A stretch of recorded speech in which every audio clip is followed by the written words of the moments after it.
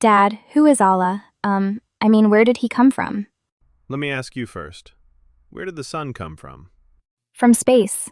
From the universe, I guess. And where did the universe come from? From the Big Bang? And what caused the Big Bang? Uh, I don't know. Maybe nothing? Can nothing explode? No, that would be weird. Exactly. So whatever began everything can't be nothing. It must be something beyond everything, something that doesn't need a start. But everything has a start.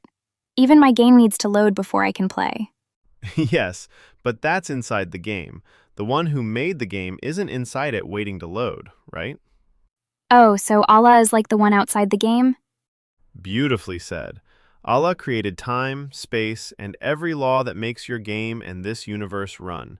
He's not waiting in time. He's the reason time exists. So he doesn't begin or end, right? Words like before and after are for things inside time. Allah isn't in the story. He's the author.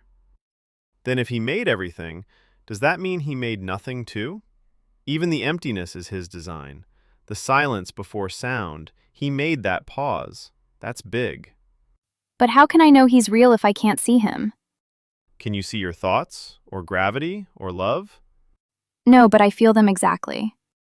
You see their effects, the order of the world, the intelligence in creation, the way your heart knows right from wrong. All of these are signs. We can't see Allah with our eyes, but everything our eyes see whispers his name. So Allah just is. And that's what makes him Allah, the one who was never made, who makes everything else possible. Then if he wrote time, he must know my whole story already. He does.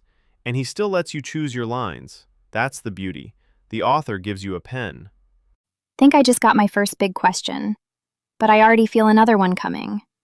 Good. Keep them coming. Questions are doors, and Allah loves those who keep knocking.